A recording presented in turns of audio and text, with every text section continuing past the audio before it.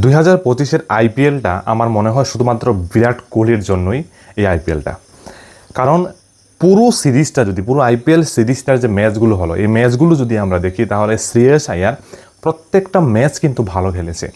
শুধু ফাইনালে গিয়ে শ্রেয়স আয়ার রান করতে পারেনি, দুর্ভাগ্যবশত সে কিপারের হাতে সে ক্যাচটা দিয়ে দেয়। শ্রেয়স আয়ার রান করতে পারেনি। লাস্ট ওভারে, একেবারে ফাইনালের লাস্ট ওভারে ছক্কার উপর ছক্কা কিন্তু শশাঙ্ক কিন্তু মেরেছিল, কিন্তু মাত্র 6 রানে, আপনি চিন্তা করতে পারছেন ফাইনালের মতো মাত্র 6 রানে কিন্তু হারলো পাঞ্জাব। এবং বিরাট কোহলি 18 বছর পর আইপিএল জেতার পর অনেক ভৎসনা শুনেছে বিরাট কোহলি। শুরু থেকে যখন বিরাট কোহলি শুরু করেছিল আইপিএল খেলা, এই আইপিএল তখন তার সঙ্গের অনেক প্লেয়ার যেমন ক্রিস গেল, এবি ডিভিলিয়ার্স, তারা কিন্তু সেই যে শিরোপাটা সেটা কিন্তু অর্জন করতে পারেনি। এই ম্যাচে, ফাইনালের ম্যাচে 2025 আইপিএলের বিরাট কোহলির সঙ্গে ক্রিস গেল এবং যে এবি ডিভিলিয়ার্স তারাও কিন্তু সেই আরসিবির সঙ্গে এসেছিল।